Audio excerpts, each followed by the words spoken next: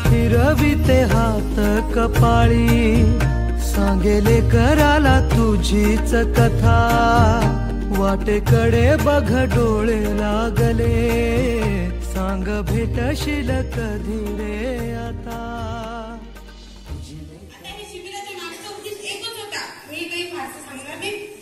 जे शिबिर आहे आपल्याला लाभलेले 10 दिवसीय शिबिर जे आहे त्यामधून आपल्याला जे काही सांगितलं मॅडम ते मी मनापासून करते की हे सर्वांनी सोडून द्यावे, कारण की आजपर्यंत आपण जे कुठे आलेलो आहोत अंधश्रद्धा म्हणून कुठेही म्हणा मला लढाईच्या प्रकारे आलेले, कारण की आजपर्यंत आपण मिळाला किंवा आपल्या मनातून कोणीही एवढं चांगल्या प्रकारे सांगितलेलं नाही आहे।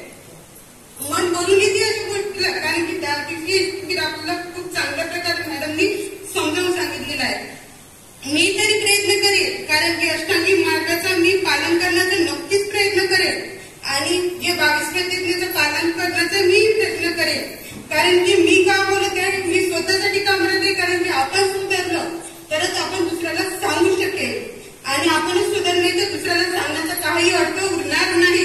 त्याच्यापैकी सर्वात पहिले आपण सुधारलं पाहिजे, नंतरच आपल्यापासून हा दुसरा समाजही शिकेल किंवा आपणही सुधरू शकेल। याच्या पुढे म्हणून मी काही बोलणार नाही, कारण की मॅडमनी सर 10 दिवसीय शिबिर हे अशाच प्रकारे सांगितलं, कारण की कोणाला सांगायची गरज नाही। इथं मनोगत व्यक्त करण्याचं एकच कारण आहे, मॅडमनी सर्वांना संदेश दिला की मनोगत व्यक्त करा।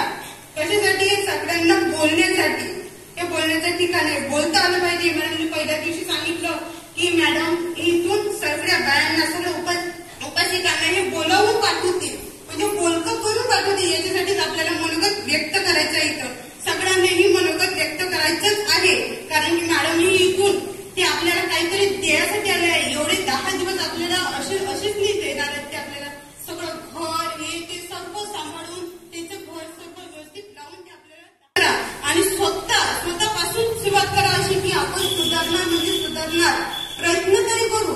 नक्की जाणार तर नाही अजिबात, किंवा प्रयत्न तरी करा।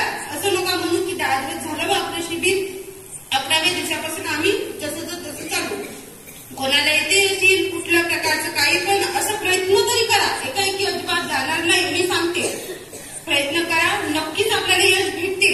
22 प्रतिज्ञेचा अवलंब करा, कारण की आपण 22 प्रतिज्ञा नक्कीच आपल्या मनापासून वाचल्या किंवा त्या मनात घेतल्यानंतर आपण ते पाळल्या नाही तर नक्कीच आपल्याला त्याच्यात यश नक्कीच मिळते। आणि अष्टांगिक मार्गाचाही आपण चांगल्या प्रकारे अवलंब केला पाहिजे, कारण की अष्टांगिक मार्गामध्ये खूप काही सांगितलेलं आहे, ते मनापासून वाचले किंवा मनापासून त्याचा प्रचार किंवा प्रसार केला आणि आपल्या मनात जर घेतले आणि नक्कीच आपल्याला त्याचा प्रभाव नक्कीच पडते।